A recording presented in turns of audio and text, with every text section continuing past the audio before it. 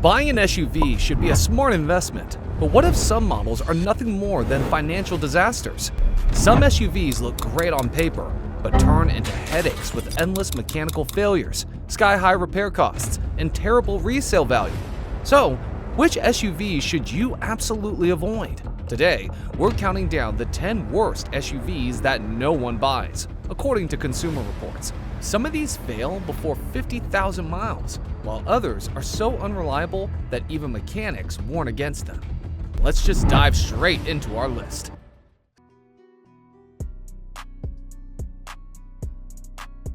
Starting off our list at number 10, the Jeep Grand Cherokee 4xe tries to combine off-road capability with hybrid technology, but serious reliability issues and costly repairs hold it back. Jeep markets it as a fuel-efficient luxury SUV, but if it spends more time in the shop than on the road, does it really live up to the hype?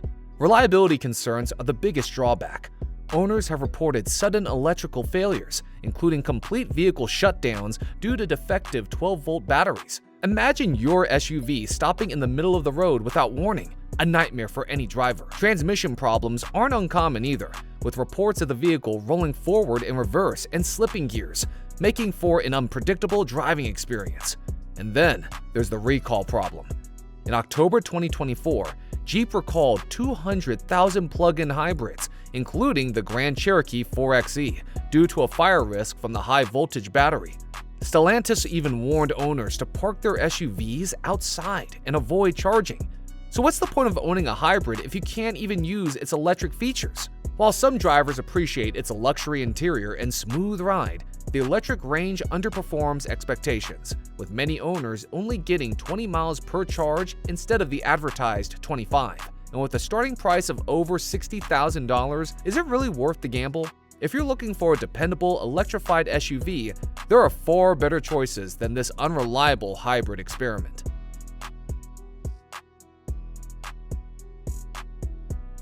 Coming in at number 9 on our list, the Ford Bronco Sport looks like an off-road beast, but serious reliability issues and questionable value make it a risky buy. Marketed as a rugged alternative to compact SUVs, it shares its platform with the Ford Escape, which isn't exactly known for reliability. So, if its foundation is shaky, can the Bronco Sport really deliver on its promise? One of its biggest flaws is engine reliability. The EcoBoost engines used in the Bronco Sport have been linked to fractured intake valves, leading to catastrophic engine failure. Imagine your SUV's engine failing after just 9,000 miles.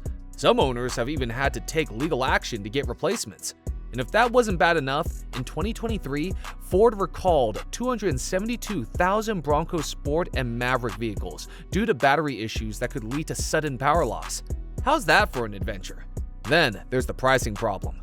The 2025 Bronco Sport starts at $31,590, but higher trims push past $41,000, more expensive than rivals like the Mazda CX-5, which offers more luxury and fewer headaches. Even though the Bronco Sport looks tough, its on-road comfort is lacking, and its fuel economy is disappointing compared to competitors. So, if you want a dependable adventure SUV, is the Bronco Sport really the best choice, or will you just end up spending more time at the repair shop than on the trails? Unless Ford improves its reliability, this is one SUV that's hard to recommend.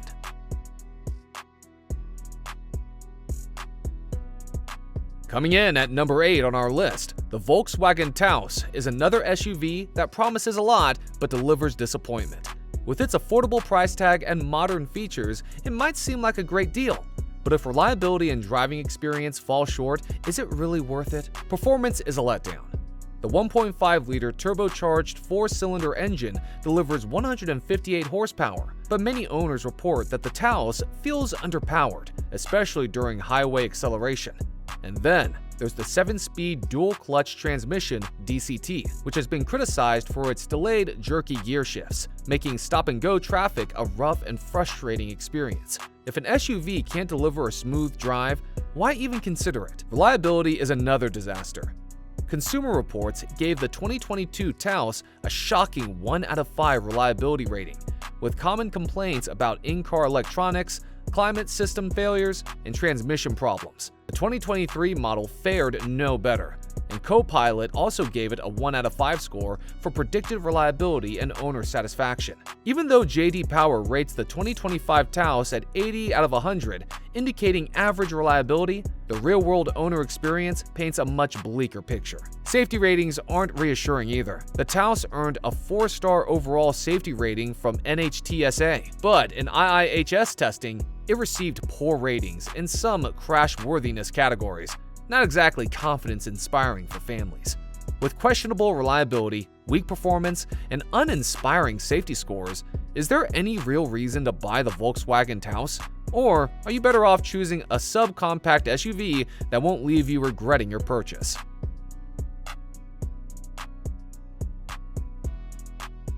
Let's talk about the Kia Seltos, a subcompact SUV that looks modern and feature-packed, but comes with serious transmission issues that make it a risky choice. Kia has built a reputation for affordability and reliability, but does the Seltos live up to that standard, or is it just another SUV you'll regret buying? The biggest red flag is the transmission. The Seltos offers two options, a CVT and a 7-speed dual-clutch transmission DCT. While the CVT has generally received positive feedback, the DCT is a disaster. Owners report transmission overheating, with warning messages like "transmission hot, stop safely" appearing mid-drive. If your SUV can randomly disable power and leave you stranded, is it really dependable? Gear shifting is another nightmare. Some owners have complained about erratic shifting, where the transmission skips gears or refuses to shift at all. There have even been reports of clutch actuator failures, making the car unable to move despite pressing the accelerator. Imagine being stuck at a stoplight with an SUV that won't budge. Frustrating, right? Reliability ratings send mixed signals. Consumer Reports gives the Seltos an average reliability prediction, while J.D. Power scores it 87 out of 100, labeling it great.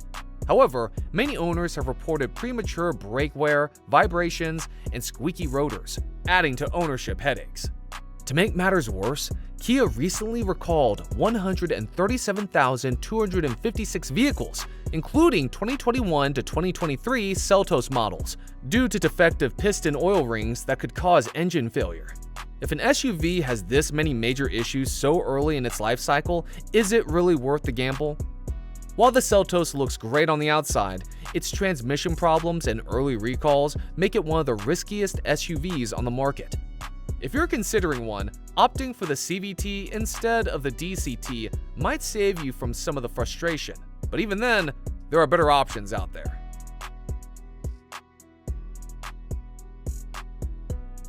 The Mitsubishi Eclipse Cross, an SUV that tries to balance affordability, style, and practicality, but falls short in almost every major category. With lackluster performance, an outdated interior, and questionable long-term reliability, you have to ask, why settle for an SUV that doesn't stand out in any way? Performance is a major letdown. Under the hood, the 1.5-liter turbocharged 4-cylinder engine produces 152 horsepower, paired with a continuously variable transmission CVT. While this setup works for basic city driving, reviewers describe the acceleration as pokey and unresponsive, making highway merging and overtaking a struggle. Shouldn't an SUV feel at least somewhat capable on the road? The interior is another weak spot. While not entirely cheap, the cabin lacks the refinement of its competitors, and the infotainment system feels outdated. Some owners don't mind, especially since Android Auto and Apple CarPlay help compensate for the interface's flaws. But for a modern SUV, should buyers really have to rely on their phone to improve the driving experience? Safety ratings present mixed results. While the Eclipse Cross received a 5-star Euro NCAP rating, the IIHS rated it poor in updated moderate overlap front crash tests. Meanwhile, the NHTSA awarded it 5 stars overall, but only 4 stars in frontal crash tests. If you're considering this SUV for family use, wouldn't you want something with top-tier safety across the board? Maintenance and ownership costs raise even more concerns. Mitsubishi isn't exactly known for strong resale value, and the Eclipse Cross's underwhelming performance, basic interior, and safety concerns make it a tough recommendation. If better SUVs like the Toyota RAV4, Honda CR-V, or Mazda CX-5 exist, why take a chance on this? Shocked by how unreliable some of these SUVs are? We're just getting started. The worst is yet to come, and you won't believe which one takes the top spot. If you want to avoid costly mistakes and know which SUVs to steer clear of, make sure to like, subscribe, and stick around for more. Have you owned one of these problem-plagued SUVs? Or do you know a model that deserves to be on this list? Drop a comment below.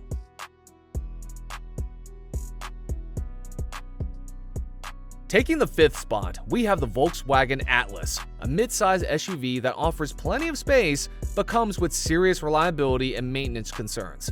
Volkswagen might be known for its German engineering, but if constant electrical failures and costly repairs come with the package, is it really worth it? Reliability is one of the biggest issues. Owners frequently report electronic system failures, including malfunctioning trunk releases, inoperative taillights, and even faulty rear brake lights. Imagine driving at night and realizing your brake lights aren't working, a safety hazard no driver wants to deal with. Even Consumer Reports ranked the Atlas as the 3rd least reliable model in 2021, pointing out major issues with in-car electronics, engine electrical systems, and drivetrain components. If you're spending top dollar on a mid-size SUV, shouldn't it at least be dependable? Ownership costs are another red flag. The Volkswagen Atlas isn't just expensive to buy, it's costly to maintain. Some owners report brake replacements costing up to $600, and Edmunds estimates a 5-year ownership cost of over $67,000. Meanwhile, CarEdge reports an average 5-year ownership cost of $56,330, which is higher than most rivals. When competitors like the Toyota Highlander or Honda Pilot offer better reliability, lower repair costs, and stronger resale value, why would you choose an SUV that demands more money over time? Even its safety ratings aren't perfect. While the Atlas received a 5-star side crash rating from NHTSA, its 4-star frontal crash test rating and mixed IIHS results make it less reassuring for families looking for top-tier safety. So, with electrical issues, high repair costs, and only average safety ratings, is the Volkswagen Atlas really worth the headache? If you're shopping for a reliable family SUV, there are far better choices that won't leave you paying thousands in maintenance.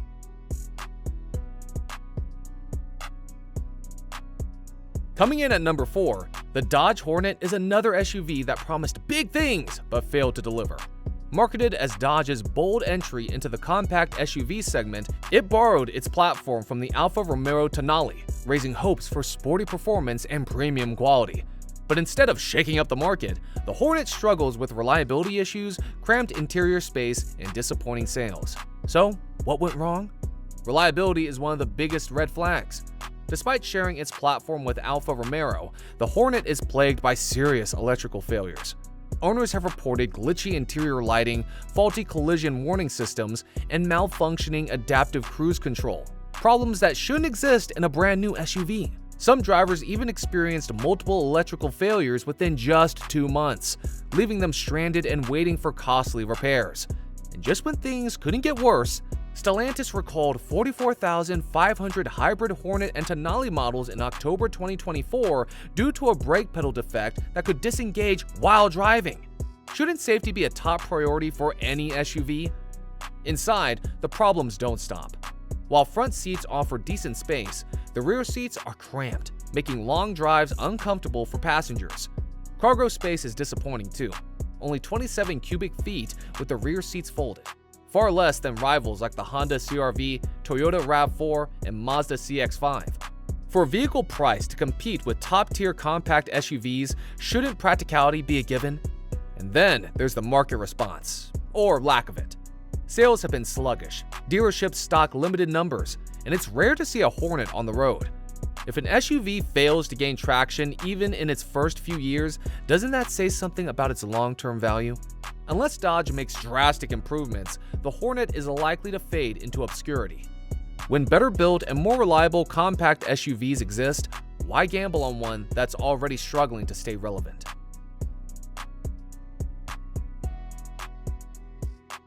Landing in the top 3 worst SUVs, the Ford Escape non-hybrid models fails to impress in a highly competitive segment. While it offers spacious seating and modern tech, underwhelming performance and reliability issues make it hard to recommend. Performance is disappointing. The 1.5-liter turbocharged 3-cylinder engine produces 181 horsepower, but the 8-speed automatic transmission feels unrefined. Even though it achieves 35 miles per gallon highway with AWD, competitors offer better power and durability. Then there's the price. Starting at $29,490, higher trims push past $35,615, yet rivals offer better reliability and resale value for the same cost. Reliability remains a concern. While Consumer Reports predicts above-average dependability for 2025, past EcoBoost engines suffered from coolant leaks, turbocharger failures, and oil dilution, leading to costly repairs. If previous models had major issues, can you really trust the new ones? With uninspiring handling, questionable long-term reliability, and strong competition, the Escape fails to stand out. If better alternatives exist, why take the risk?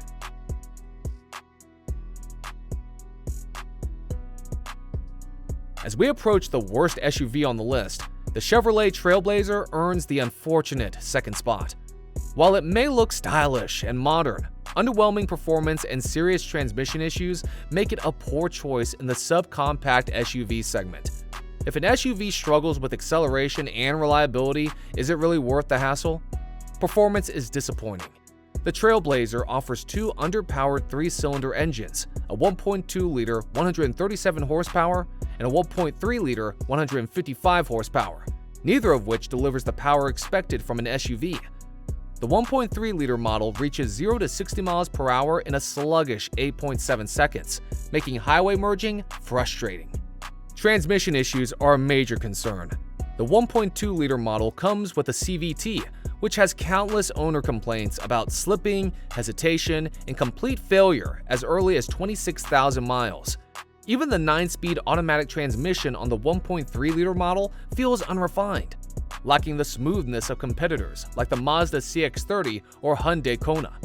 Despite a $24,395 starting price, the TrailBlazer struggles to justify its cost. With cheap interior materials, sluggish acceleration, and a history of reliability issues, wouldn't you rather choose an SUV that won't leave you stranded?